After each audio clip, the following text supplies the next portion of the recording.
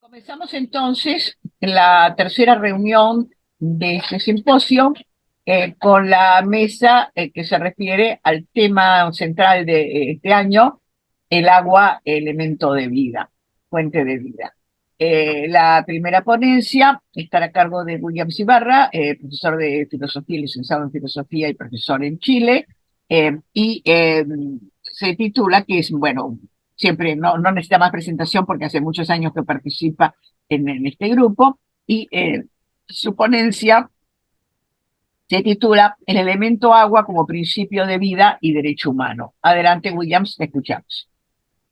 Muchísimas gracias, buenas tardes a todas, a todos. Los colegas Celina, un placer, Mario, profesor Mario, un gusto en la mesa. Y sí, trabajando ya muchos años en los temas de ecoepistemes, un placer. Mi ponencia, el elemento agua como principio de vida y derecho humano. Bien sabemos, alcancé a estar en la mesa anterior un poquito, que la actual crisis y los ecosistemas de la biosfera y con ello lo que se ha denominado el cambio climático, ¿cierto? Y su impacto en la era del Antropoceno, la segunda mitad del siglo XX y estas dos primeras décadas del siglo XXI, donde los organismos internacionales como científicos, en este caso la de Naciones Unidas, ¿cierto? El grupo intergubernamental de panel climático, ¿no? Em, que ha venido en advertir las consecuencias de la cuestión climática en dos informes, el año pasado en febrero-marzo y este año también en la misma fecha, advierten las consecuencias de la cuestión climática en la relación hombre-mundo-biosfera, ¿sí? Eh, en esto el elemento agua, viene a ocupar una de las urgencias de todos los estados, es decir, el agua como principio de vida está en la agenda hoy político-económica de las discusiones de los estados. Recordemos que el elemento agua, que fue considerado uno de los principios de toda la existencia de vida humana y no humana, en las reflexiones de los primeros filósofos de la Fifis, en la Grecia de la antigüedad, y sobre aquel elemento donde surgieron las civilizaciones y con ello, naturalmente, la cultura humana. Hoy, siglo XXI, aparece como un bien de consumo, ¿no? Negociable. O mejor dicho, desde la relación jurídica constitucional se ha transformado, enhorabuena, en un derecho humano o el agua como derecho social. Entonces, el acceso al agua potable y saneamiento es un derecho humano reconocido por la Organización de las Naciones Unidas, y puesto que ese acceso es esencial para la salud, la nutrición, la educación y el desarrollo de las comunidades. Sin embargo, bien sabemos que millones de personas en el mundo todavía no tienen acceso al agua potable y saneamiento básico, lo que afecta su calidad de vida y su capacidad para salir de la pobreza.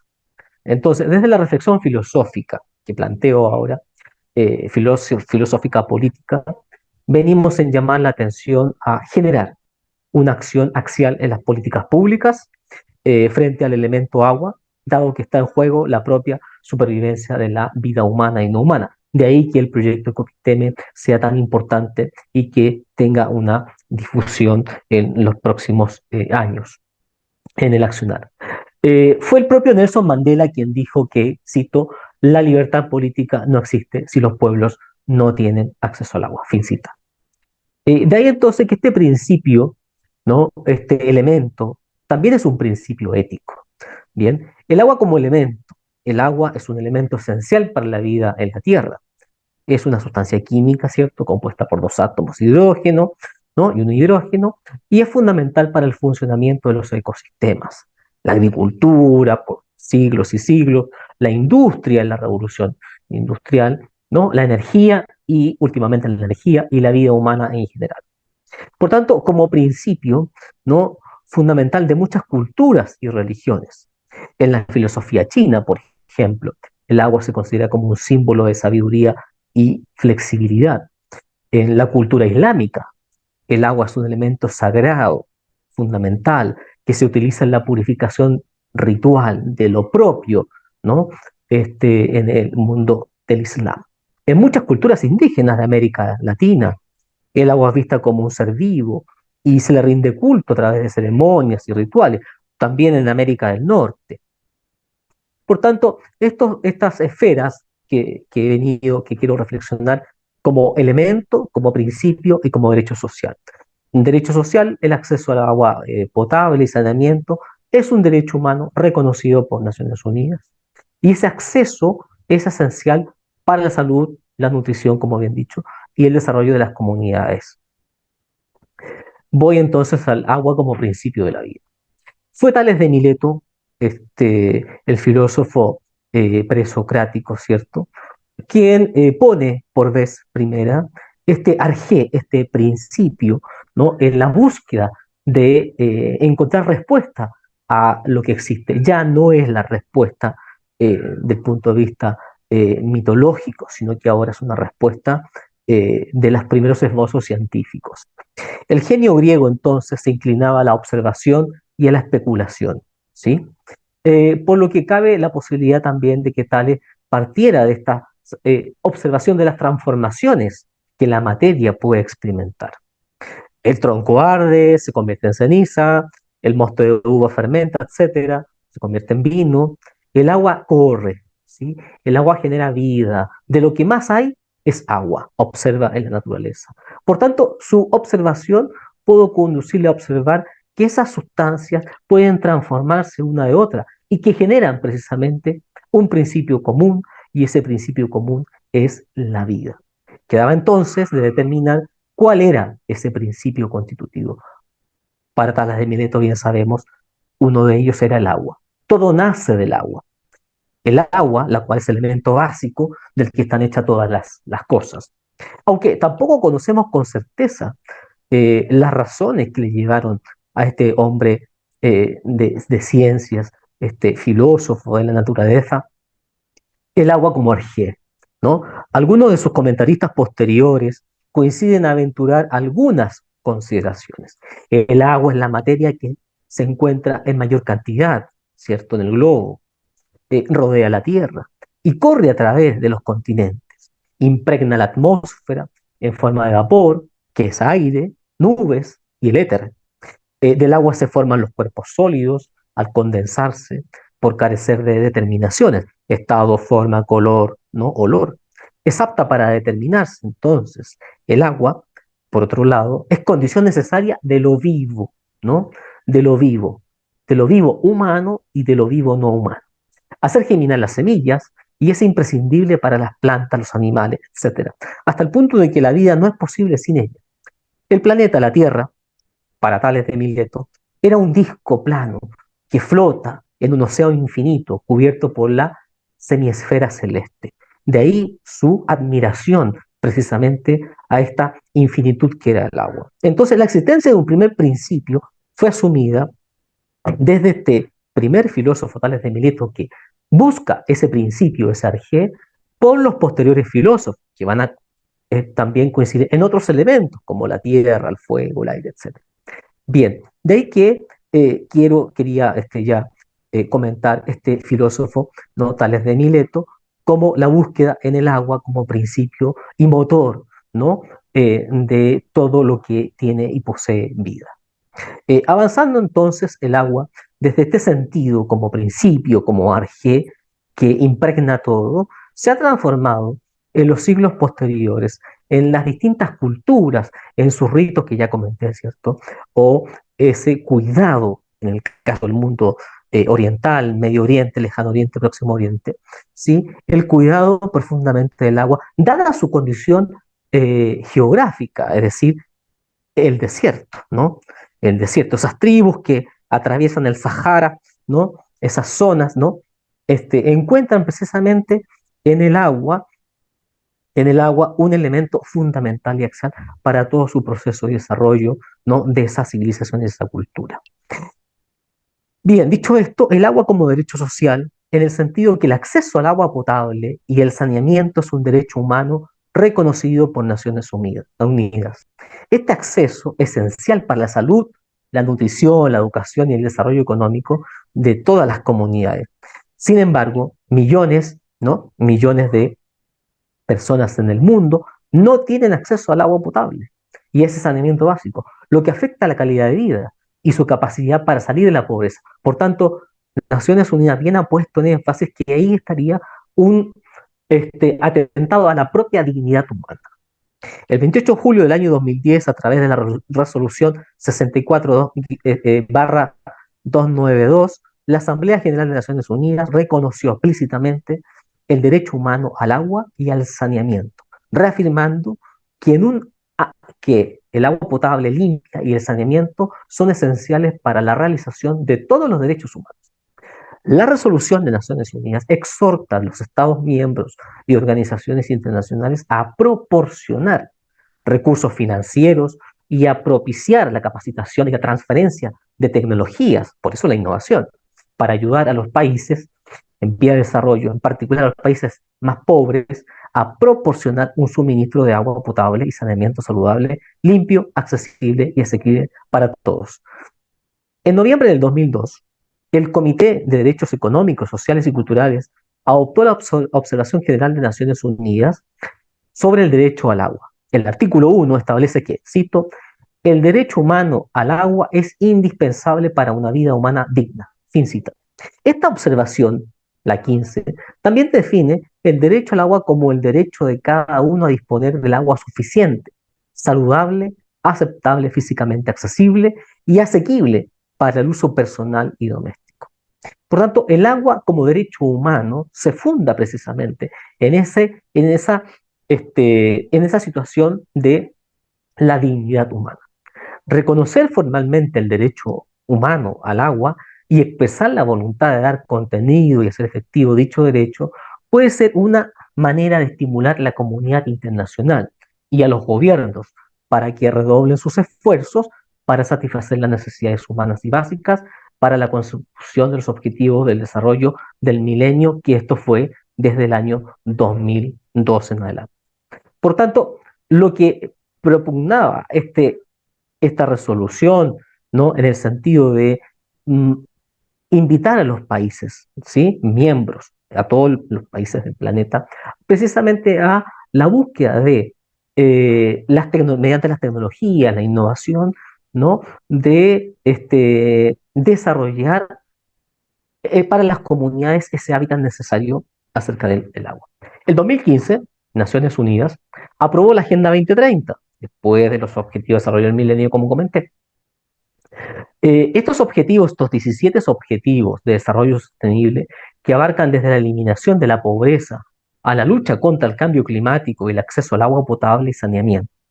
De hecho, este último, ¿sí?, es el que nos ocupa en esta ponencia, por vez primera, el acceso al agua de forma universal y saneamiento tomaba su propio lugar en la Agenda de Naciones Unidas. El objetivo de desarrollo sostenible número 6 reza garantizar la disponibilidad de agua y su gestión sostenible y el saneamiento para todos. Estos objetivos son ambiciosos respecto de la agenda, de los objetivos del milenio y la Agenda 2030. Además, reconocía el recurso como inherente al logro efectivo del resto de los objetivos de desarrollo sostenible, los 17 objetivos, ya que su presencia es transversal en todos ellos: derecho a la alimentación, a la salud, al desarrollo de un medio ambiente en equilibrio, ¿sí?, de las esferas económica, política, social, ¿no?, y medioambiental. Ninguno puede ejercerse con plenitud si no existe la garantía previa del derecho al agua. Por tanto, ha puesto el derecho al agua como el fundamento para la garantía de los otros derechos, ¿no?, que van de forma imbricada, es decir, el correlato precisamente que apunta a defender la dignidad humana. Debemos recordar, ¿sí?, de acuerdo a las cifras que nos dan Naciones Unidas y los organismos internacionales coinciden, que existen 2 millones de personas 2.000 millones de personas sin acceso y disponibilidad al agua potable en el hogar y 4.500 millones sin servicios de saneamiento seguros. Estos datos son, ¿no?, de Naciones Unidas, de la Oficina de Salud y la UNICEF. El agua, entonces, se pone en agenda en estas 2 décadas como un bien fundamental para el despliegue y la dignidad humana. El agua, libre de contaminación, accesible para todos y en cantidad suficiente para mantener los ecosistemas, es parte esencial del mundo en que queremos vivir, aunque aparentemente hay abundancia de agua en el planeta. Esto no es siempre está disponible de la forma y calidad necesaria. Recordemos que solamente el 2.34% de agua dulce es verdaderamente potable. Otra cosa es el agua de mar, ¿cierto? Y lo que ha generado las últimas tecnologías en las décadas, ¿no? Especialmente en los países que trabajan la minería, los costes que se gastan en inversión, en infraestructura y agua, hoy están siendo suplidos por agua desalinizada, ¿cierto? Por tanto, la mala calidad del agua, el saneamiento deficiente influyen de manera negativa en la seguridad alimentaria, los medios de subsistencia y las oportunidades de educación de las familias pobres de todo el mundo. En América Latina y el Caribe, la sequía afecta principalmente a las familias más pobres, a los menos afortunados y de todo el mundo, las zonas más pobladas y los países más vulnerables. La semana pasada, la noticia de que en Uruguay estaban con serias dificultades en Capital, Montevideo, ¿cierto? Con el tema del agua dulce. En algunas ciudades de Venezuela, el año pasado también, restricciones de agua potable, que decir en Brasil, ¿cierto? Especialmente ciudades como Sao Paulo y otras tantas. En Europa se ha generado una concientización muy importante para el uso del agua, especialmente lo que implica el turismo. Hacia el 2050, al menos una de cada 4 personas probablemente vivirá en un país afectado por la escasez crónica y reiterada de agua dulce. Por tanto, este desafío de este objetivo número 6, junto con los otros, especialmente el objetivo de la Agenda 2030, que es el 17, Alianzas para lograr los objetivos, debe marcar la metodología de los planes de acción de todos los actores involucrados en la Agenda 2030. Más aún, Naciones Unidas ha invitado a los gobiernos, al sector privado, sector industrial, ¿sí? Para precisamente buscar, mediante la innovación, tecnologías, ¿no? Eh, de alguna forma, la disminución de gastos en agua en los procesos industriales. Bien sabemos la cantidad enorme de miles de litros de agua que se utiliza para hacer un solo pantalón de jeans, ¿cierto? Un vaquero. O para la industria más dura, ¿no? Manufactura, la industria automotriz también, la cantidad de miles de litros que usa para sus producciones. Por tanto, estas alianzas, y ya para ir cerrando, también son esenciales para abordar los desafíos que actualmente existen en el ámbito del agua. Me ha parecido muy bien que este año el agua tome el centro, ¿no? de Ecoepisteme. En este ámbito, como el avanzar en el modelo de actuar regulación del sector, puesto bien, de derecho humano, también para algunos países, ¿no? Es fundamental en sus cartas fundamentales, ¿no? En sus constituciones, este derecho humano que generalmente ha sido transformado como bien social, ¿no? Y también como bien de consumo, dado que el agua se transa en Wall Street. Entonces, todos estos elementos implicados, ¿no? Las administraciones públicas, las universidades, el sector privado, el ciudadano, están llamados precisamente en este cambio climático, a pensar, ¿sí? Los desafíos que implica el uso del agua, tanto el agua potable como el agua de mar también, ¿cierto? Y las aguas oscuras, que son las aguas, ¿no? que usan después de haberse usado. El agua cotiza en Wall Street, concretamente en el mercado de futuros de materias primas. Esta noticia salió en el año de la pandemia, el año 2000, que convirtió el acto personal de lavarse las manos, ¿cierto? El tema de la higiene, etcétera, ¿no? Dado que hoy día puede transformarse en un bien bursátil, ¿no? De hecho, las grandes compañías, que generalmente no son propias del país, administran las aguas, cuando las aguas no pertenecen a la administración del Estado. Entonces, fuera del ámbito económico y entre otras muchas aristas, el agua y el saneamiento son un derecho humano internacional, ¿cierto? Desde la resolución de Naciones Unidas. Y esto lleva precisamente a hoy replantear siglo XXI, 2023, ¿sí? Defender, ¿no? el agua Bien sabemos que el cambio climático y los fenómenos climáticos, como la niña, el niño, etcétera, ¿no? Implica efectivamente de qué forma es esa agua, ¿no? Se usa para beber, saneamiento, etcétera, y cómo se almacena también. Bien sabemos que las reservas de agua dulce en el mundo cada día están siendo disminuidas por producto de las altas temperaturas, ¿no? Del cambio climático y la disminución de los glaciares, tanto en los que quedan en el norte como en el sur, ¿sí? Por ello que la innovación es fundamental para mantener y garantizar el agua potable. Finalmente, el agua es vida, ¿sí? Es un alimento tangible e intangible y es el flujo de nuestra propia existencia. Por tanto, eh, cuidar el agua es un imperativo axial en todos los procesos de la vida humana y para la vida no humana también. Muchísimas gracias. Gracias eh, por atenerte perfectamente a los 20 minutos. Entonces ahora abrimos Muchas gracias. la discusión o las preguntas, los comentarios. Está abierto a eso, los que quieran.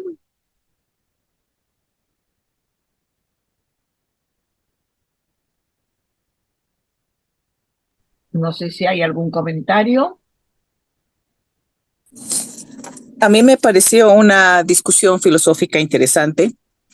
En efecto, en el agua, en ese sentido, desde los mitos, desde los grandes mitos, como la que limpia las almas y cosas de este tipo, me parece que ha sido un elemento central en la conformación del ser humano, de lo que es la cosmovisión, en fin, ¿no? Desde esta cosa de los grandes mitos en torno al agua, pienso en la de Noé y la cosa de esta fuerza que ha cobrado en esto de ser humano a partir del agua. Y me parece que esa mirada es interesante. Habría que en las nuevas sociedades líquidas, por cierto, o en estas nuevas miradas, habría que ver cómo son las nuevas cosmovisiones en torno al agua. Creo que ahí se necesita una reflexión de cuáles ahora los nuevos mitos del agua en ese sentido. Yo agradezco mucho esta ponencia porque nos lleva a esta nueva reflexión. Gracias. Un placer, gracias. ¿Alguna otra consideración? Yo quería hacer así una consideración porque tiene que ver con algo que voy a decir yo en mi ponencia con respecto al derecho humano al agua reconocido a nivel internacional. Justamente a causa de la aplicación, por ejemplo, en los tribunales argentinos de la convención que mencionaste, donde de una manera así tan taxativa se habla del derecho al agua, resulta que si bien parece una redacción, digamos, aceptable, sin duda lo es, ¿quién podría oponerse? Desde un punto de vista más realista, pareciera que en realidad estas declaraciones internacionales, mundiales, con tan amplio, porque ha sido prácticamente por todos los países, ha sido ratificada, no indican algo que es muy importante, cuál es la vía y cuál es el responsable de esto. Entonces, su aplicación me parece errática. Y esto se nota cuando se invoca este principio, por ejemplo en Argentina y en otros países pasa lo mismo, que nuestras propias constituciones le dan jerarquía constitucional, o sea, superior a una ley, a una convención internacional. Entonces, cuando una de estas convenciones, como por ejemplo la del agua que mencionaste, se invoca en tribunales, es de aplicación tan obligatoria como nuestra Constitución. Pero su misma ambigüedad conspira contra esa misma aplicación, y es ahí donde a mí me parece que estas convenciones se han quedado cortas, porque no establecen dos cosas importantes: cuáles serían las vías y cuáles serían los responsables obligatorios de hacer esas vías. Así que eso era mi pregunta. ¿Qué Sí, te parece sobre eso? totalmente de acuerdo. Sí, totalmente de acuerdo. De hecho, por ejemplo, en el fracasado, el tema de lo cuánto tienen el agua en muchos países no es de los propios países, es de privados. ¿No? Es de privados, ¿cierto? En el caso de varios países, en el caso de Chile, la fracasada convención en el estudio jurídico, ¿no? Del año pasado ponía al agua como un derecho social, ¿no? Hoy día está en discusión eso porque también va a mantener el tema del agua como derecho humano, dado que ratifica la Convención de Naciones Unidas, pero claro, hoy está en manos de el agua potable, en gran parte de las regiones del país está en manos de privados y de transnacionales, es decir, de fondos italianos, alemanes, etcétera. Entonces, es un transitar y efectivamente, ¿cómo hacemos validar, ¿no? Este imperativo, ¿no? De estas buenas, nadie, como bien vos dices, nadie podría no estar en contra de algo tan fundamental, ¿no? Eh, y claro, desde el punto de vista jurídico, ¿no? El imperio del derecho internacional, claro, cómo es plausible llevarlo a la práctica, ¿no? Por eso que el legislador en Chile, a hoy día se está legislando, ¿no? Es que el agua vuelva al Estado, ¿no? No en manos del privado, sino que se nacionalice algo que es propio, en este caso, del país, ¿no? Para tener control desde el Estado, ¿sí? Y ahí podría, evidentemente, hacer este eco de la resolución En de algunos Naciones casos Unidas. Pero claro, pareciera que el Estado no garantiza nada. Eh, claro, claro, claro, Así que claro. el que vuelva al Estado para mí no No sería, implica, claro, no implica, no implica. hombre, claro, esa es la discusión. Que Sí, sí, sigue en claro. mano privada o mano del Estado. No, no significa, el problema sigue siendo, me parece a mí, una conciencia social que Sí, sí, sea sí, capaz sí. de realmente exigir eso al que sea, al privado, Hombre, al claro, sí, sí, público, sí, al sí, sí, sí, Estado, al Estado con sí, este gobierno, con el otro gobierno. todo claro, claro. Y eso es lo que me temo que falta. No sé qué opinan acá Mm. los que están presentes, pero bueno, también Alejandra Ábalos va a hablar del caso en México. Sí, una discusión interesante por de pronto Y lo que jurídica, dijeron naturalmente. sobre el cambio climático, los dos del panel anterior, también es muy ilustrativo, ¿no? Hay Mm. mucha, incluso en alumnos, o sea, personas que están en los niveles superiores, desconocen todo, ¿no? Como el que creía Claro que que sí. había pingüinos en el Ártico. Bueno, vamos ahora a la segunda ponencia de esta tercera mesa, que está a cargo del doctor Mario Mejía Guamán, filósofo y profesor en Lima, en Perú, pero que además es un quechua parlante y pertenece a esa etnia y se ha dedicado específicamente al estudio del pensamiento andino prehispánico, y en este sentido su ponencia se va a referir precisamente al manejo del agua en el mundo andino premoderno. Te escuchamos, Mario. Gracias, muy amable por la presentación. El resumen de la ponencia. En la ponencia expondremos el uso y manejo del agua en el mundo andino inca premoderno, el mismo que no puede concebirse de manera aislada, sino como una parte de la cosmovisión del mundo, de la sociedad y de los hombres. El mundo andino es un espacio territorial y espiritual agrícola-ganadera. Este espacio llegó a su máximo desarrollo con los incas, quienes con una política paternalista organizaron la sociedad, el territorio y sus riquezas en provecho de todos. Los centros arqueológicos con cuyas fotos voy a ilustrar la ponencia fueron visitados por el mismo autor. 1. El hombre y la naturaleza. El primer concepto sustento o arjé de su cosmovisión de los incas fue el ayllu, término que puede ser traducido por familia nuclear, familia extendida, con derecho a un espacio territorial para vivienda, agricultura y pastoreo, sea, ayllu no solo significa familia, sino significa espacio, tiempo, y vivienda y territorio para pastoreo de sus animales, ¿no? Bien, a todo esto debemos añadir la organización de los integrantes del ayllu o de la región en decenas, centenas y millares que hicieron los incas. Desde luego, el ayllu no fue invención de los incas, pero no se puede negar que los incas le dieron solidez y garantía de permanencia, de pertenencia.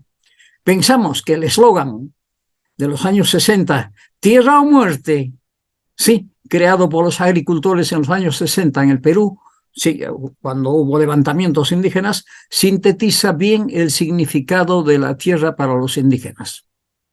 Habilitación del medio ambiente para el ayllu.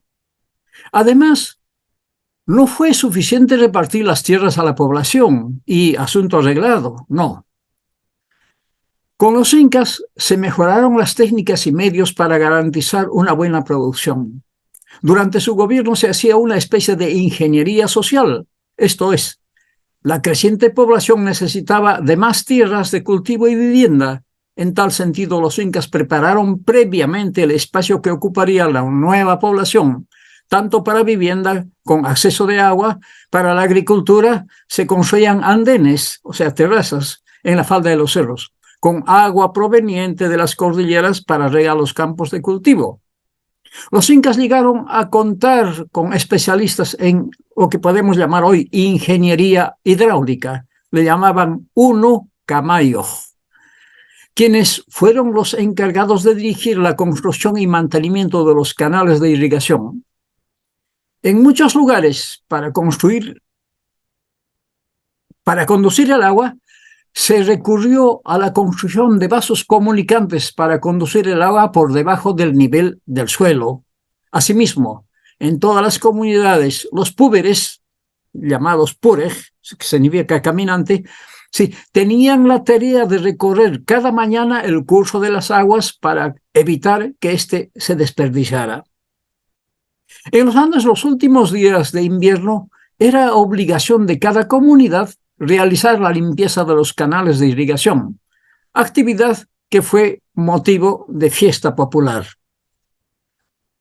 3. Cumbemayo.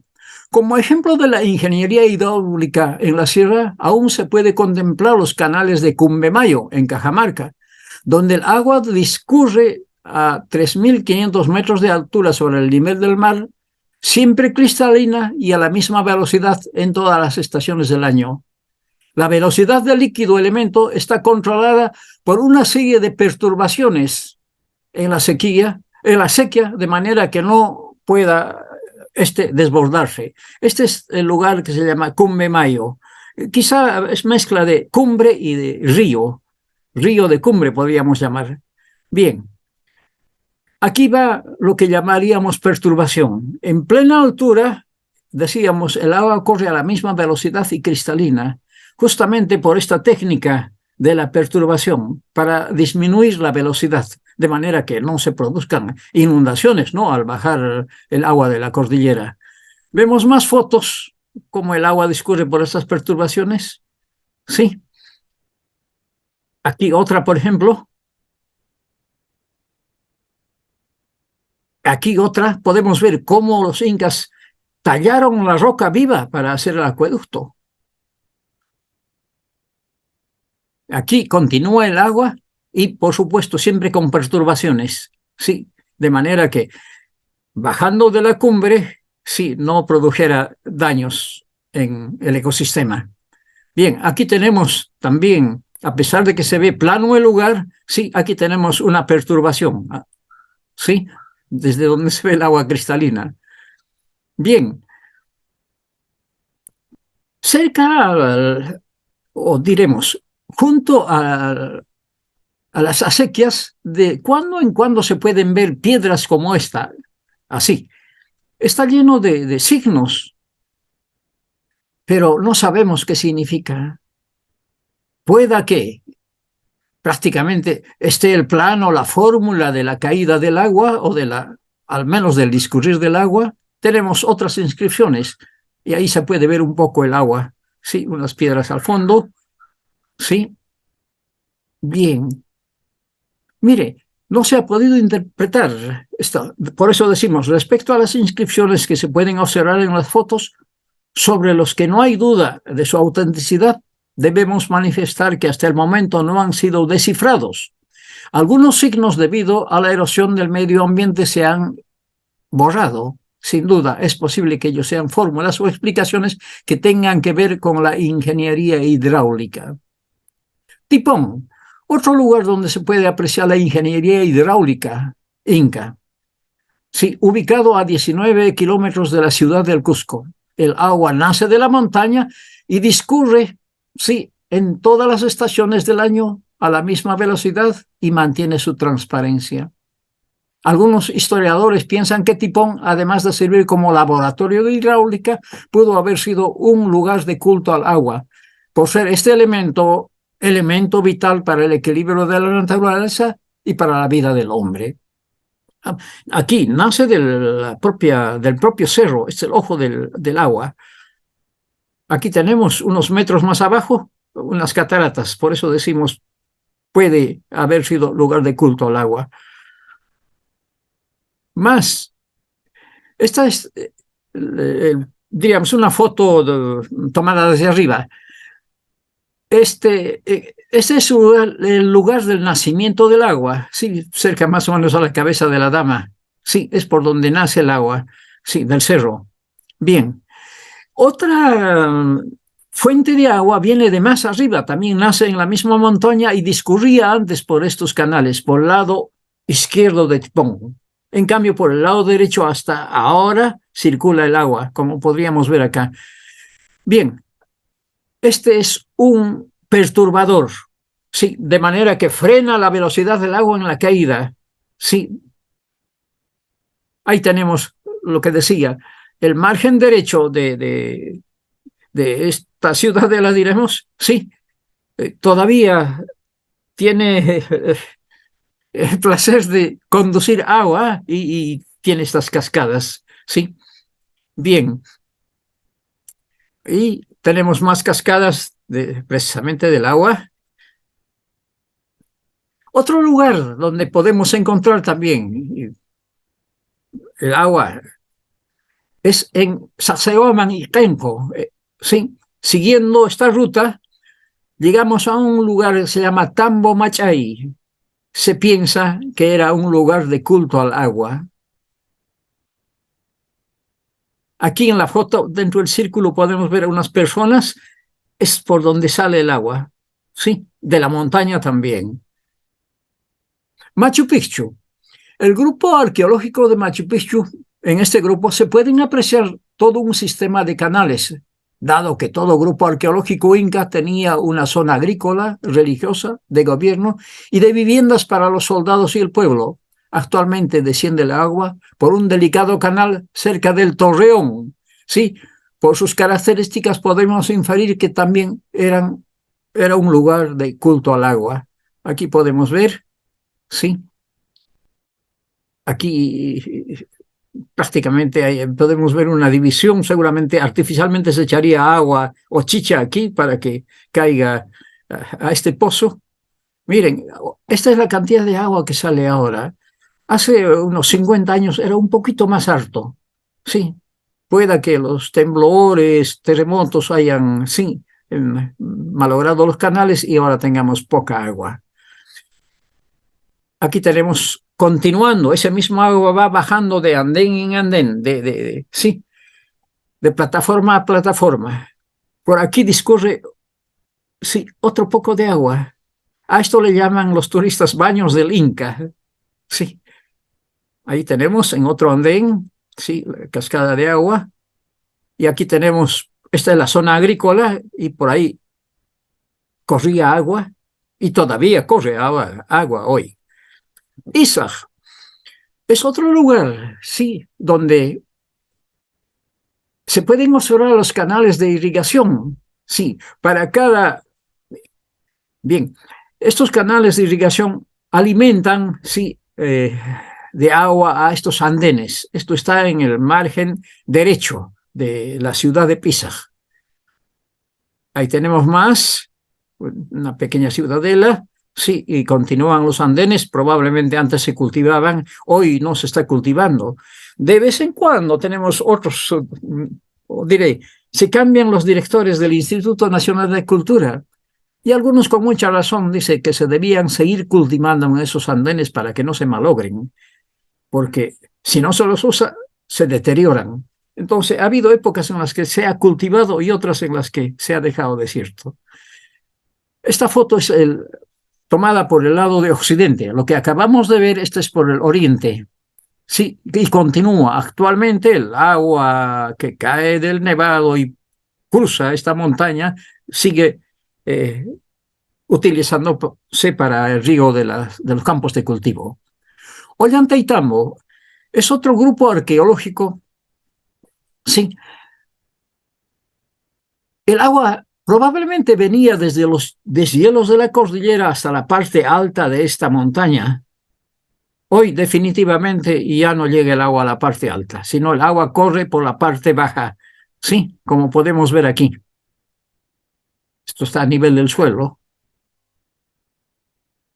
Dicen los especialistas que el único pueblo inca que se conserva es Ollantaytambo, tanto por su estructura como por algunos usos y costumbres. El agua corre por media calle. Miren, cristalino. Bien, Moray es otro grupo arqueológico que servía como centro de ambientación y adaptación de las plantas. Se encuentra en el distrito de Maras de la provincia de Urubamba, Cusco. Cuenta con canales por donde discurría el agua, sí, y posibilitaba el riego de cada andén. Acá tenemos, sí, los andenes. Por acá tenemos canales que entran agua, sí, hasta la planta baja. Bien, lo importante, lo que hay que notar aquí es, a pesar de que llueve a cántaros, nunca el agua se empoza acá en la parte baja. Sí, siempre se mantiene así, sí, diríamos, semihúmeda, pero nunca se empoza en ninguna estación. La achirana del Inca. Existen las tradiciones de Ricardo Palma, un literato peruano, la achirana del Inca, que narra el encanto del Inca Pachacútec por una joven del lugar, quien no le aceptó la propuesta amorosa porque estaba comprometida con un joven del lugar, ¿no? En respuesta a su honradez y rectitud, el Inca quiere concederle, sí, lo que prefiera a ella, como recuerdo de este pasajero amorío. La joven rechaza cualquier presente personal, más bien le pide que deje algún recuerdo a su pueblo, para que el pueblo lo aprecie, lo respete y lo ame. ¿Sí? Entonces, ella pide que el Inca construya un acueducto para regar los campos de cultivo de la zona. El escritor Ricardo Palma cuenta que el ejército formado por 10.000 hombres construyó el canal en 10 días. En la actualidad, el agua continúa discurriendo por esos canales, llamadas la Achirana del Inca, regando los campos de cultivo de Ica. El acueducto recorre más o menos 30 kilómetros de largo, desde un lugar de toma de agua que se llama Ajomayo, Río de Arena, hasta Tate, donde quedaba los campos de cultivo de la joven a la que se enamoró Pachacútec. Palabras finales. Antes de concluir, quiero manifestar que hoy algunos intelectuales estudiosos de la cultura inca sostienen por imitación al pensamiento presocrático griego que los incas ya conocían los 4 elementos, como el agua, la tierra, el fuego y el aire. Nosotros pensamos que los amautas incas no llegaron a la reflexión filosófica de tales elementos. Lo que se hizo es rendirles culto, sobre todo al agua, se llamaba Yakumama, a la tierra, Pachamama, como ustedes conocen. No tenemos datos sobre el culto al fuego. En quechua, al fuego se dice Nina, pero lo gracioso, lo simpático es que esto es un apellido que subsiste hasta hoy en los Andes. El aire es concebido por los indígenas andinos como malo. Cuando alguien en la comunidad no está en sus cabales, se suele decir, le ha dado mal viento, le ha dado aire. Sí, bien. Lo que generalmente ocurre es que cuando una persona sale de un ambiente caliente a la intemperie, corre el riesgo de que le dé un parálisis facial. A los varones generalmente les afecta la tortícolis. Falta dar luces respecto a esta última afección, a la tortícolis. Lo cierto es que también subsiste el apellido de tortícolis, sí, en quechua, que es hecho.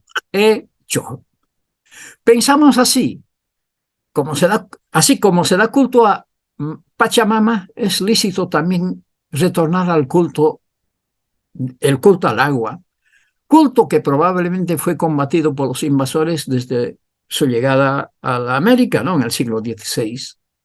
En el mundo actual, la escasez de agua es problema, como en muchos lugares del planeta.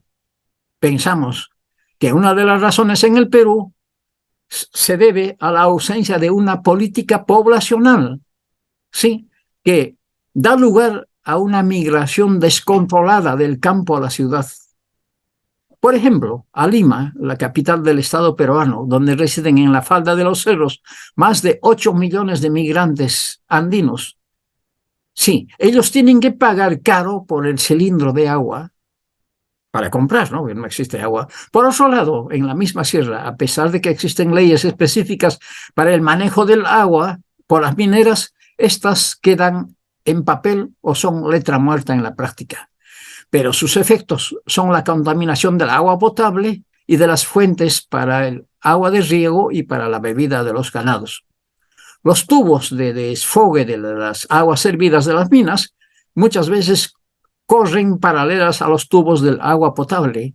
Por ejemplo, en Cajamarca es frecuente que cada cierto tiempo revienten esos tubos de aguas servidas y contaminen las aguas de la población.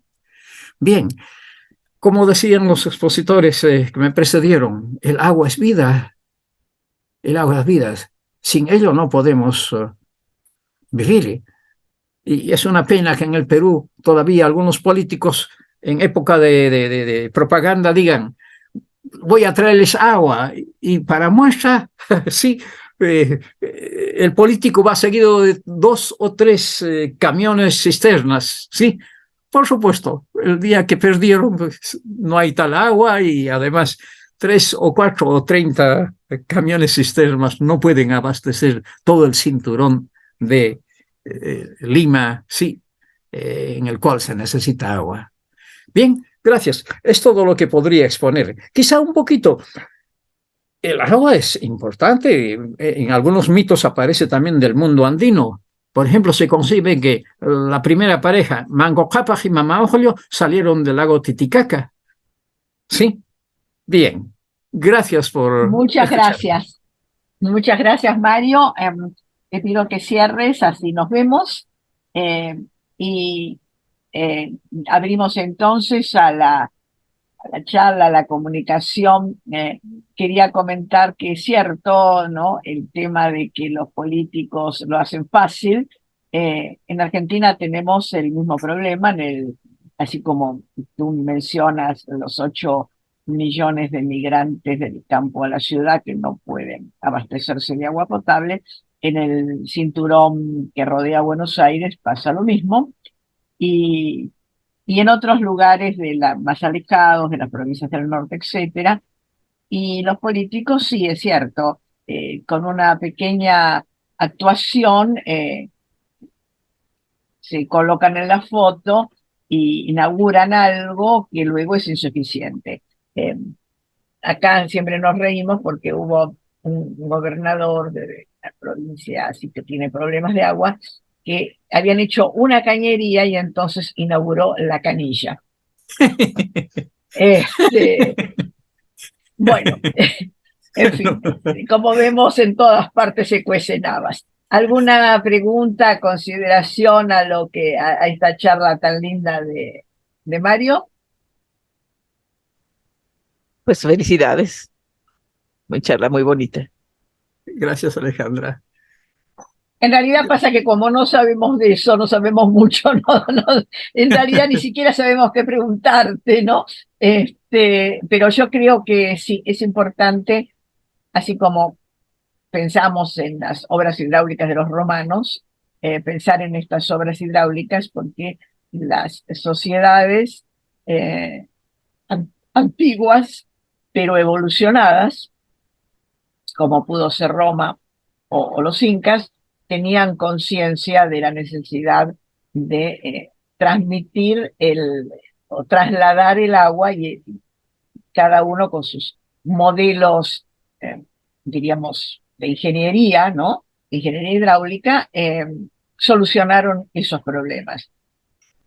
Pero muy Personalmente acordes al ambiente, ¿no? no deja Celina, de resultar, Celina, no debo deja añadir lo de siguiente. resultar Sí, bastante paradójico que esas comunidades que tenían un desarrollo tecnológico muy inferior al nuestro hayan logrado solucionar problemas que nosotros todavía no logramos solucionar.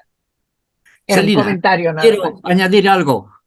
Eh, ah, Esto de cómo usa la televisión diciendo que no hay tal problema ambiental. Generalmente, antes de la pandemia, yo viajaba al este de Sudamérica, sí, una vez por lo menos al año. Y cuando vuelvo, ya sea de Brasil, de Porto Alegre, ya sea de Paraguay, Argentina, yo puedo ver montañas que antes eran cordilleras vestidas de blanco, hoy no son sino tristes cordilleras de color tierra. Sí, y esas lagunas cristalinas con aguas de deshielo, sí, de color esmeralda, ya no se ven, prácticamente se han secado. Vemos montañas y montañas, montañas y montañas sin nieve. En el Perú, en un lugar muy visitado llamado, a ver, ni sé qué, pero en estos últimos 30 años las nieves se han retirado como en 5 kilómetros, ¿sí? Cada vez está más lejos y, por supuesto, tenemos menos montañas con camisa blanca. Gracias. Gracias, gracias. He visto esas fotos y solamente esas fotos con diferencias de 20 o 30 años, bastarían para convencernos de que sí, que el clima está cambiando. Pero bueno, no hay peor ciego que el que no quiere ver. Eh, de modo que no tenemos nada más que seguir insistiendo. Pasamos ahora a la próxima presentación, la tercera y última de esta mesa sobre el agua, que es mía, Celina Lertora Mendoza, y de Argentina, y que voy a presentar una ponencia de tipo jurídico comentando un fallo importante de la Suprema Corte de Justicia de Argentina sobre el acceso al agua potable.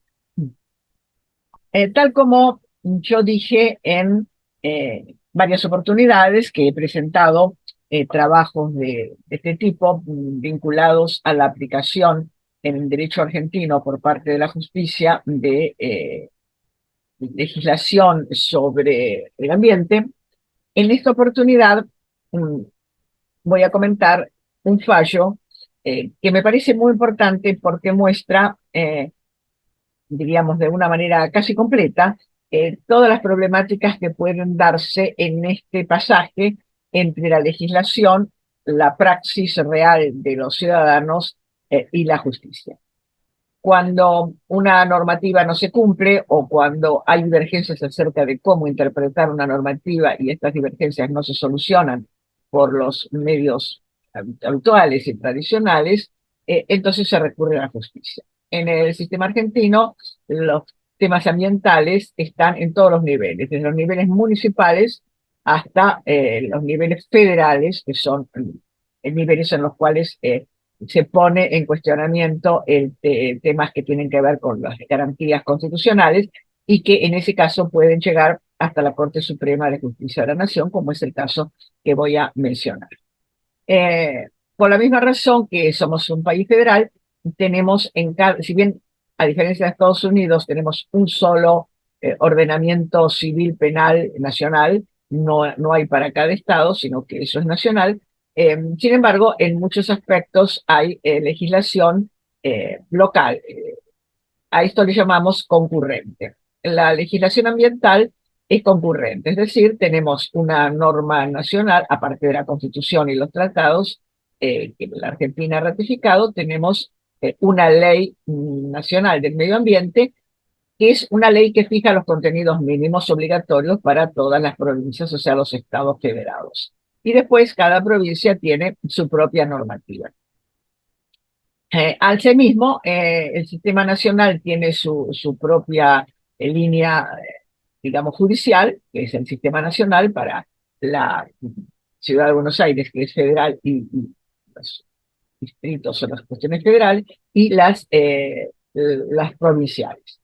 Cuando hay una cuestión de disputa interseccional, se transforma el caso en federal e intervienen los juzgados que son federales. De modo que tenemos, como ustedes pueden ver, un sistema jurídico bastante complicado, a lo cual se le suma la complicación de los códigos o leyes de procedimiento de cada una de las provincias, porque sí, los códigos son provinciales y son aplicados por la justicia provincial. Además está decir que muchas veces alguien puede tener razón, incluso la ley puede darle claramente la razón y hasta los jueces pueden estar convencidos de que tiene razón, pero si el procedimiento seguido no es correcto, no hay manera de poder reconocer ese derecho. Este es un problema que es recurrente y preocupante en el caso de los problemas ambientales. Voy a comentar rápidamente este caso. No es aparentemente un caso grave. Sin embargo, llegó a la Corte Suprema y tuvo implicancias y comentarios muy importantes. El caso es el siguiente. En la provincia de Buenos Aires existe una empresa que es mixta, es decir, es privada, pero con control del Estado, que además es regulada y monitoreada por una institución del Estado que provee del agua potable a la provincia. Esta agua potable puede ser por cañerías, por conductos, o también por medio de entrega de bidones de agua potable en los lugares donde, como ya dije antes, no hay esas conexiones porque no las hizo el gobierno, que es al que le corresponde. Los habitantes de una ciudad, 9 de julio se llama la ciudad, descubrieron que el agua que se les estaba proporcionando por esta empresa tenía niveles de cloro y de arsénico superiores a lo que establece el Código Alimentario Argentino, que es el que pone los niveles máximos que pueden tener determinados componentes en el agua potable y en cualquier otra bebida o comida que se expenda y que por lo tanto requiere eso para tener tener la documentación legal que lo habilita para eso. Entonces iniciaron, un vecino inició una demanda y esta demanda entró en los tribunales de la provincia, o sea, los tribunales provinciales, y quedó como un amparo. Un amparo es una norma procesal que permite, hasta que se resuelva la situación fundamental, tomar medidas precautorias para evitar que la dilatación, que es casi irreversible por la cantidad burocrática de cuestiones que hay que seguir, pero también que aseguran un derecho constitucional, que es a la defensa de los derechos de ambas partes. Entonces hay una medida cautelar, o sea, un amparo por el cual se toma una medida que evite el problema antes si el problema tiene visos de verosimilitud. El problema efectivamente tenía visos de verosimilitud porque las primeras mediciones lo demostraron. Más aún, la misma empresa reconoció que tenía ese problema y que lo iba a solucionar y que iba a proveer de agua correspondiente, y llegaron a un acuerdo entre este vecino, el defensor del pueblo, y 2 o 3 más que habían iniciado una demanda. Podría haberse terminado aquí razonablemente, pero no se terminó así, porque a este vecino se sumaron otros más, se sumaron como 100 más, se sumaron otros más y finalmente se sumaron 2.400 más, o sea, muchos habitantes del pueblo. Todo esto con un sistema procesal que era absolutamente inadecuado, porque lo que se le exigía a la empresa demandada era una cantidad de pruebas de los problemas de cada uno de estos 2.400 personas en 10 días. Como eso es absolutamente imposible, además ni siquiera estaban los domicilios reales de estas personas, entonces la empresa dijo que pues, sí, hizo una presentación pidiendo la nulidad de esta medida cautelar, no por el tema del agua, y esto es lo paradójico, porque eso estaba arreglado, sino por la manera como se estaba desarrollando el juicio. ¿Qué es lo que pensaron los jueces? Lo que pensaron en la primera instancia y en la segunda instancia es que de darle la razón a la empresa podía ponerse en discusión el derecho al agua potable perfecta que tenían estas personas de este pueblo. Y entonces negaron esta nulidad y la empresa fue primero a la primera instancia, a la segunda instancia y terminó en la corte, porque alegó que no se había violado su legítimo derecho a la defensa. Al llegar a este punto, el Procurador General de la Nación le negó el derecho a la empresa diciendo que no era una recurso de queja, que fue la última manera, porque hay también un recurso extraordinario que la Cámara Provincial no se lo reconoció, entonces fueron por vías de hecho a la Corte. El fiscal, perdón, el Procurador General le dio la razón a los demandantes y no a la empresa, pero la Corte, por unanimidad, resolvió lo contrario. Anuló esta medida cautelar y a juicio de todos los que hemos comentado el fallo, estuvo correctísima porque verdaderamente era una barbaridad lo que se pretendía hacer y era imposible. O sea, era de cumplimiento imposible y al final no iban a tener agua potable nadie.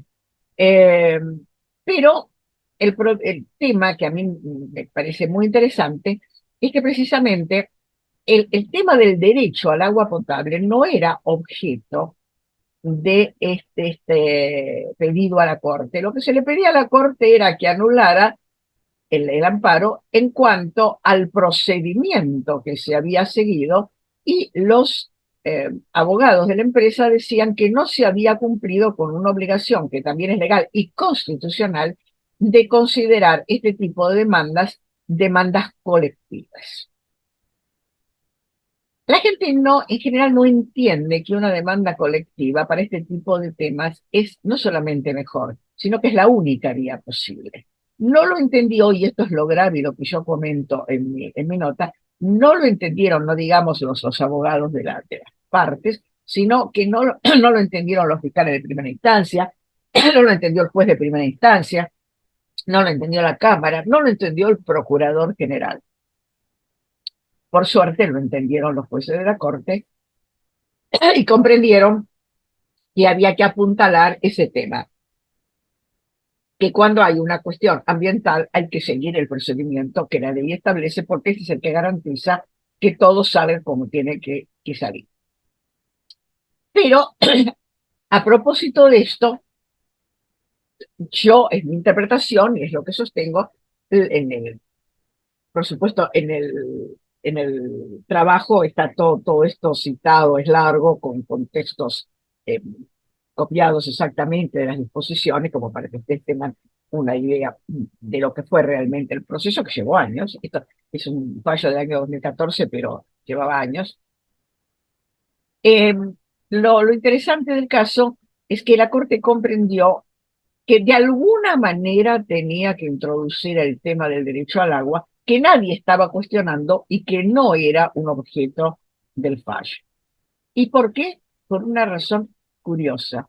En este fallo del año 2014, cuando desde los años 90 tenemos la ley ambiental, es el primer fallo de jurisprudencia obligatoria establecido por la Corte que reconoce a un nivel de juicio, que es mucho más importante porque es cosa juzgada, el derecho al agua potable como un derecho humano. Entonces, aunque la Corte le da la razón a la empresa en que lo que pretenden los demandados desde el punto de vista procesal y lo que pretenden los jueces, que no entendieron el asunto, es equivocado. ¿De dónde proviene? Después lo pregunto. Después lo contesto, digo. Lo interesante del caso es que la Corte se da cuenta de esto y hace como un obiterdicto, o sea, como una cuestión que no es objeto propiamente de fallo, sino como un presupuesto general más amplio para justificar la exigencia de que se siga la ley ambiental en el procedimiento. Y entonces, como claro, no tiene jurisprudencia propia, de este caso, cita, y esto es lo que yo analizo, cita una cantidad de pronunciamientos internacionales, cita la Convención del Derecho al Agua de las Naciones Unidas, otro los principios del 2030, que ya los mencionó aquí otro compañero, cita 3 sentencias sobre derecho al agua de la Corte de la Interamericana de Derechos Humanos, la Costa Rica, 3 sentencias.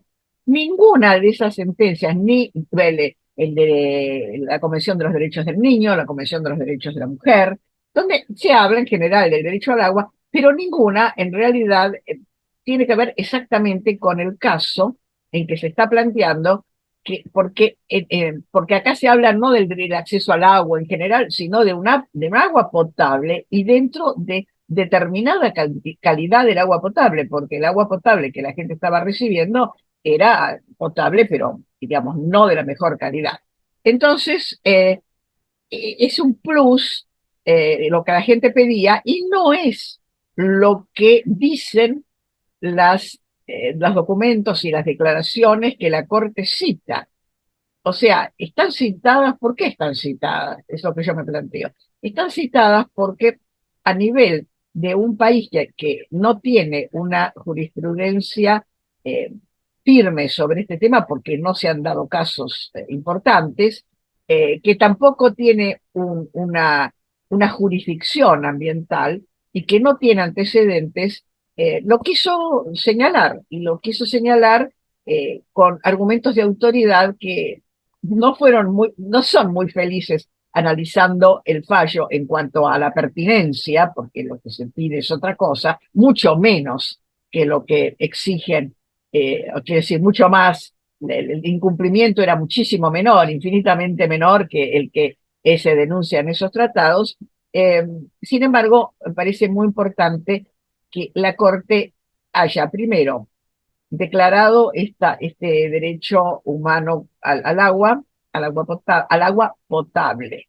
Segundo, que haya usado los elementos de autoridad porque de alguna manera implican un posicionamiento jurídico-político de Argentina de estar de acuerdo con la dirección de las normativas universales, que son mucho menos exigentes que nuestra propia legislación.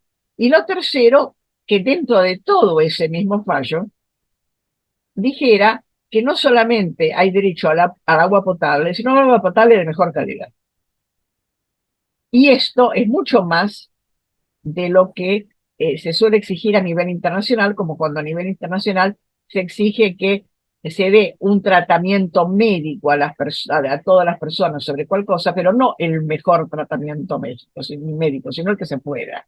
Esto es así como está funcionando con realismo el sistema internacional. De tal manera que, en realidad, este fallo, y en un tema que no era controvertido, la Corte avanza notablemente en este punto.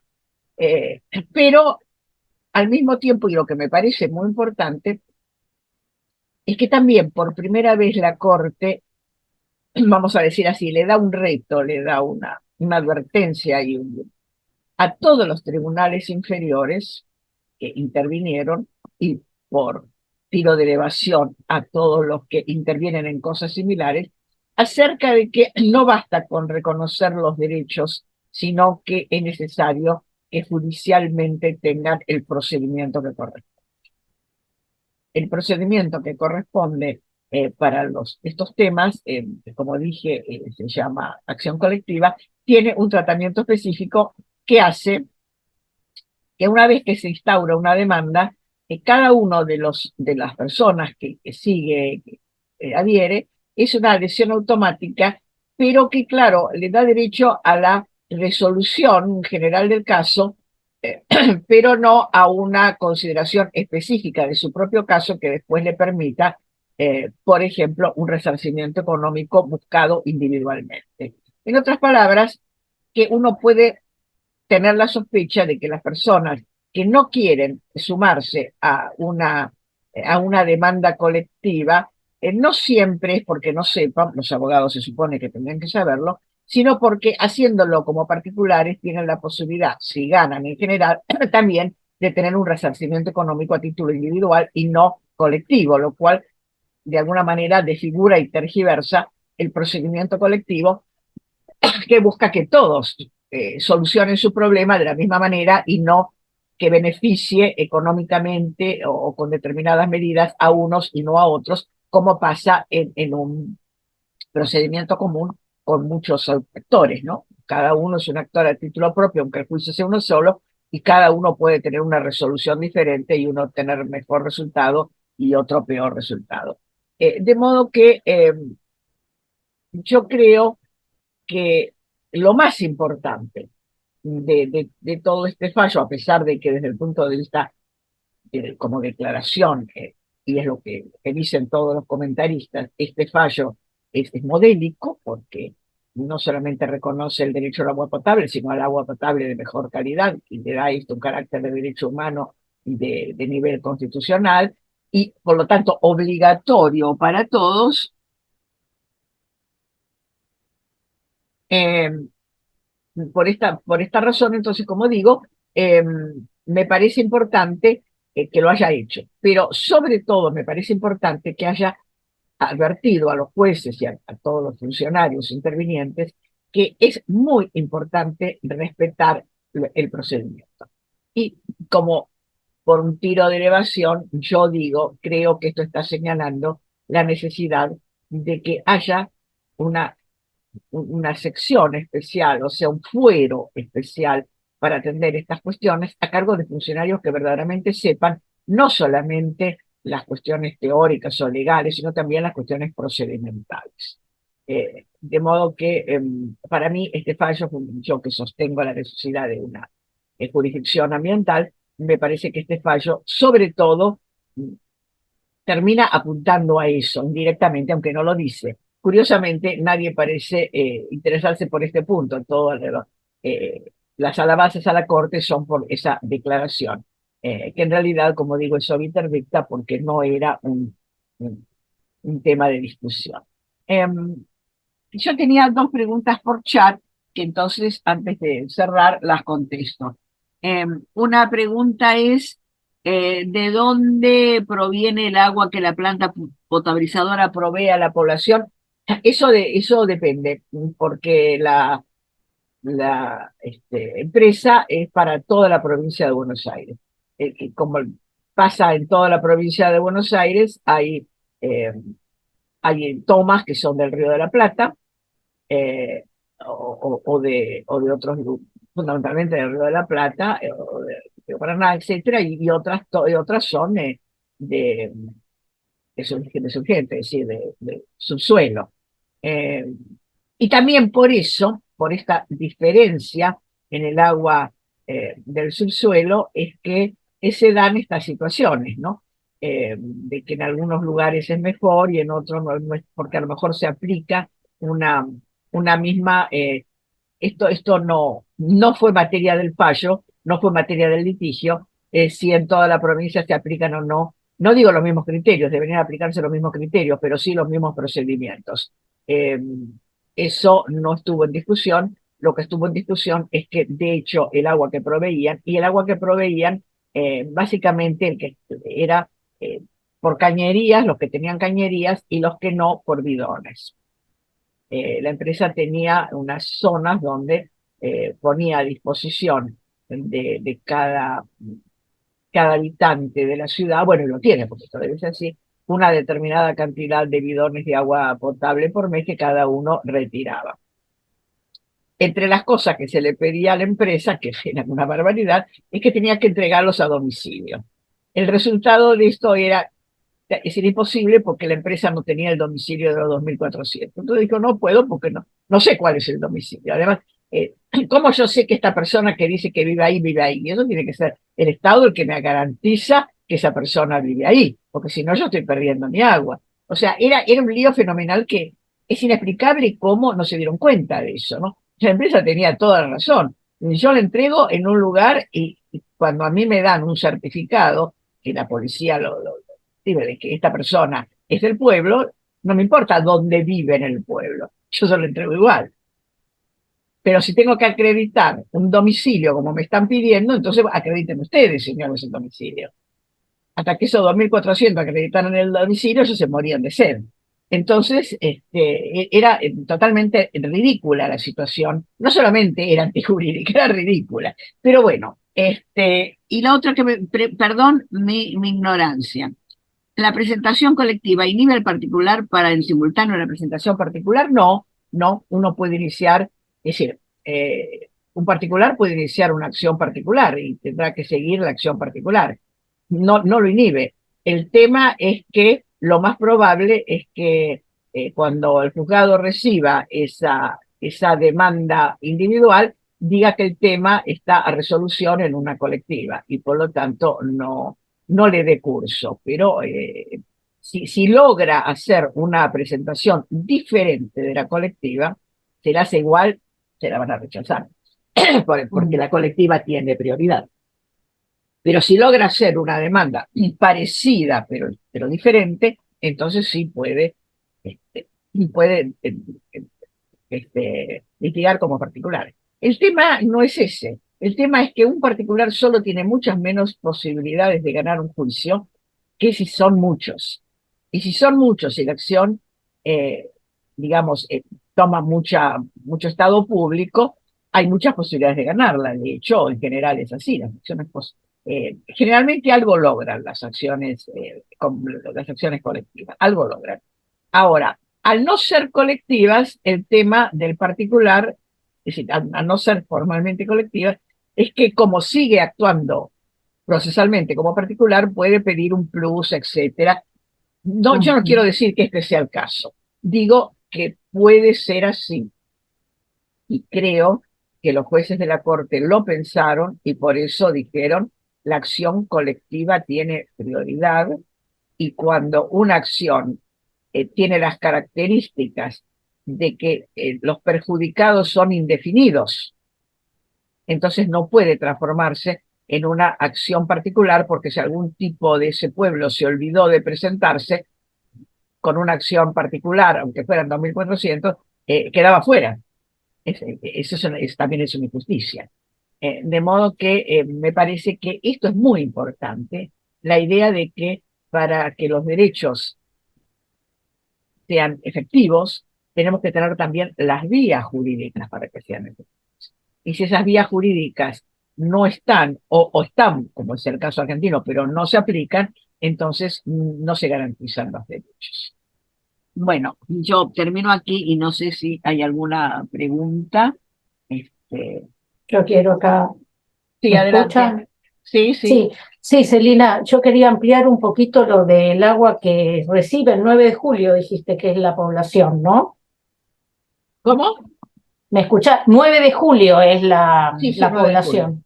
Sí, bueno, vos viste que nosotros en la Argentina tenemos en La Pampa, San Luis, parte de provincia de Buenos Aires, parte de Río Negro, el ACRE, el hidroarsenismo regional endémico. Sí. Y que el agua tiene de por sí, la que proviene de los acuíferos, sobre todo del Puelche, ¿no?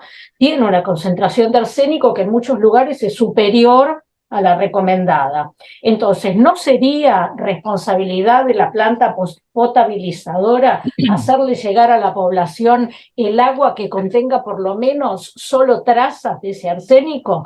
Porque la planta potabilizadora no secuestra el arsénico. Eso es lo que pasa. Bueno, el tema del arsénico es muy interesante, lo trató del arsénico en agua, lo trató en otra reunión el doctor Coria, y justamente mostró que el problema de la cuestión del arsénico es que el arsénico está efectivamente en muchos lugares y que como no se ha podido establecer claramente desde el punto de vista químico la relación inmediata o más o menos inmediata entre algún daño y el arsénico, entonces los valores son efectivamente aproximados. Ahora, lo curioso de este caso, lo interesante, es que la empresa le dio la razón y dijo, sí, efectivamente tiene un poco más tiene un poquito más. Le dio la razón, bueno, y dijo, no, estuvo muy bien, seamos sinceros. La empresa reconoció que lo estaba haciendo mal y entonces dijo, no, bueno, y firmaron un acuerdo.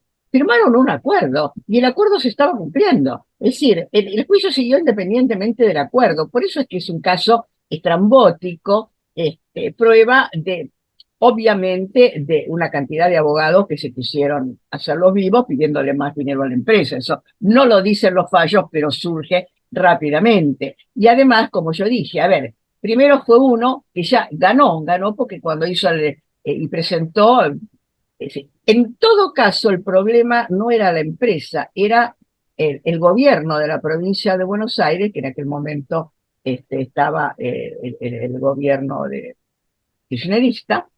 eh, Era el gobierno el que tenía que hacer en todo caso la observación a la empresa, si la empresa no estaba cumpliendo bien, y no lo hizo. Claro, mucha gente, perdón, hay gente que se compra los filtros domiciliarios en la provincia y el filtro domiciliario, si se le cambia el filtro, periódicamente extrae bastante el arsénico, pero eso cuesta plata y no todo el mundo puede comprarse un filtro domiciliario y mantenerlo. No, sin ninguna duda, la idea no es esa, la idea no es... Yo también tengo filtro, y acá en la ciudad de Buenos Aires no estamos tan mal, pero hay también bastante nivel de que no me gusta del agua, pero eso es otro tema. El tema aquí es quién era el responsable. El responsable de hacer el seguimiento del cumplimiento de la empresa era el gobierno de la provincia de Buenos Aires, que no lo hizo. Un particular que se dio cuenta le hizo la observación y curiosamente hicieron la demanda al mismo tiempo que la demanda formal al mismo tiempo que el procedimiento de acuerdo de partes. Y en ese procedimiento de acuerdo ya estaba arreglado. O sea, el juicio era totalmente inútil. Pero claro, tuvo la gran ventaja de que arregló una cantidad de cosas que estaban mal. Ahora, pero es terrible porque, Celina, vos sabés que el agua que beben las vacas es agua de acuífero, no la filtran ni la potabilizan de ninguna parte. Y en muchos lugares de la Argentina tiene mucho arsénico, y el arsénico pasa a la leche de la vaca. Sí, en la vaca lechera. Que hay cosas es un que problema no se hacen, importante. pero es un problema importantísimo, pero el juicio estuvo muy mal llevado. Y estuvo muy mal llevado, y por eso es que es importante precisamente lo que dijo la Corte. Acá no es un problema de estamos reconociendo que hay un derecho al agua, etcétera, pero aquí estuvo todo mal hecho. Estuvo todo mal hecho y los beneficiarios de eso iban a ser unos cuantos abogados y las personas que se sumaron a la demanda y que estaban pidiendo cosas que no se pueden cumplir, con lo cual al final no se iba a cumplir nada o se iba a cumplir nada más que para unos pocos. Entonces, este es el problema que yo quería señalar. No es el problema de la gravedad que hay, y además en cada provincia es diferente, porque cada provincia tiene sus problemas, algunos lo solucionan y otros no lo solucionan, y otros hacen como que lo solucionan, pero no. Pero yo creo que aquí el tema fundamental que yo quería señalar es eso, es decir, la Corte para mí ha hecho un fallo muy importante en el sentido de reconocer, aunque sea muy alargadamente, que el derecho al agua potable tiene que cumplirse y tiene que ejecutarse a través de una jurisprudencia y de un procedimiento correcto y no incorrecto, porque si es incorrecto, aunque se reconoce el derecho, no se puede llevar a la práctica. La sentencia de la segunda instancia hubiera sido mucho peor que no haber hecho nada. ¿Por qué?